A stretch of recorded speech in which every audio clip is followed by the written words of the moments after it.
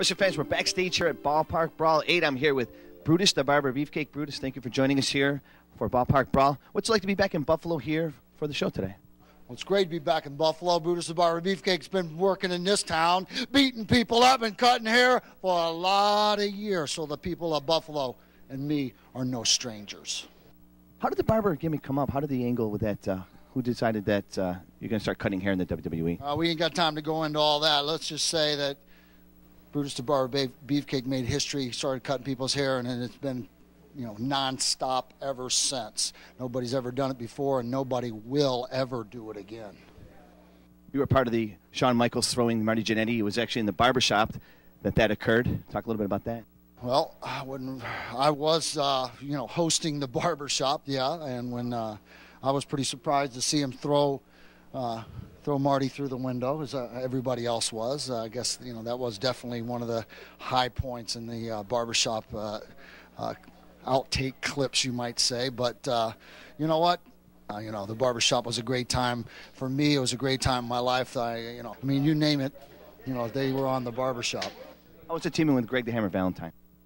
Well, Greg the Hammer and I still talk all the time. He's one heck of a talented individual, second-generation wrestler.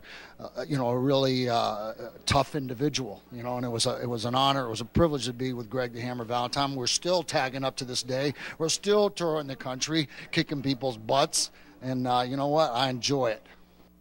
When you went over to WCW, part of NWO, probably one of the biggest angles in wrestling history. Talk a little bit about that. Well, the NWO was a great time. The WCW, it's just a shame that poor judgment on some people's parts had to, make that go south. How something we had going so good, so powerful, such a great on such a great role could go out of how a company could go out of business. It just goes to show you, nothing's for sure, nothing's written in stone. Anything can happen to anybody at any given time, and it surely will. You jumped over to Warrior Nation, worked with the Ultimate Warrior a little bit. What was that like? That was not much fun for me. The Warrior wasn't signed. There wasn't a Warrior Nation. That was a Warrior joke, in my opinion. He is a joke, and to this day, he's still a joke. And unfortunately for me, I was caught in the crossfire, and it's just a shame that good people had to suffer because of, like I said, poor judgment on people's parts. I'm going to jump back a little bit. I still remember you coming out in WWF when you first made your debut. You used to come out, walk around the ring a little bit, and just kind of you make your appearance. How did you get into the wrestling? Hulk Hogan recruited me in 1975. We trained for 2 years, basically, every day.